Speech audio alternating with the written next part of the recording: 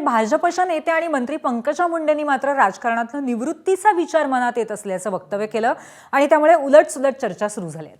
परळी महामार्गाच्या दुरवस्थेवरती भाष्य करताना मंत्री पंकजा मुंडे यांनी हे वक्तव्य केलं। त्यांच्या या वक्तव्यानंतर काँग्रेस नेते विजय वडेट्टीवारांनी पंकजा मुंडेंना थेट काँग्रेस प्रवेशाची ऑफरच दिली आहे। भाजप सोडून ओबीसी समाजाचं नेतृत्व करा, भाजपमधून बाहेर पडल्यास काँग्रेस त्यांचं 100% स्वागत करेल आणि महाराष्ट्राच्या पहिल्या ओबीसी मुख्यमंत्री पदासाठीही पूर्ण साथ देईल, असं वक्तव्य वडेट्टीवारांनी केलंय।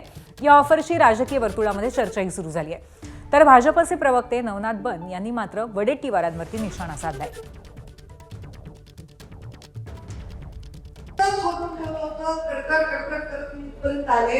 आणि माझ्या प्रियला म्हणलं मला आलाय कंटाळा। वयाच्या 24व्या वर्षीपासून आता मी 47 पूर्ण झाले, 48 लागलो, म्हणजे 24 वर्ष झाले याच रस्त्यावर जवळपास 20 माणसं, ते सगळं कसं बदलायचं मला तर कंटाळा आलाय। रिटायर असं मी म्हणले, पण या कार्यक्रमात जेव्हा मी आले आणि तुम्हाला सगळ्यांचा उत्साह बघितला, जाग्यावरच्या गरीब घरामधल्या या चमकणाऱ्या डोळ्यांना मी जेव्हा बघितलं तेव्हा वाटलं आपलं काम संपलं नाही। पंकजा ताईंना आमची विनंती राहील, एक ओबीसी नेता म्हणून, की तुम्ही अशा प्रकारचं पाऊल न उचलता बिनधास्त पक्षातून बाहेर पडा, ओबीसीचं नेतृत्व करा आणि महाराष्ट्राचे तुम्ही ओबीसीचे पहिले महिला मुख्यमंत्री व्हा, यासाठी आम्ही तुम्हाला साथ देऊ।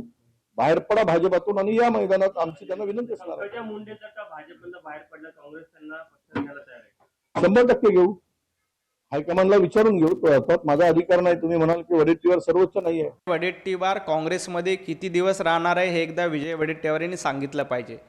चंद्रपूरमध्ये विजय वडेट्टीवारांना साधे नगरसेवक सांभाळता येत नाहीत। चंद्रपूरमध्ये विजय वडेट्टीवार तुमच्या नेतृत्वात नगरसेवक टिकायला तयार नाहीत आणि तुम्ही पंकजाताईंना ऑफर करताय। तुम्ही स्वतः काँग्रेसमध्ये किती दिवस राहणार हे महाराष्ट्राला ठाऊक आहे। तुम्ही देखील काँग्रेस सोडणार आहात।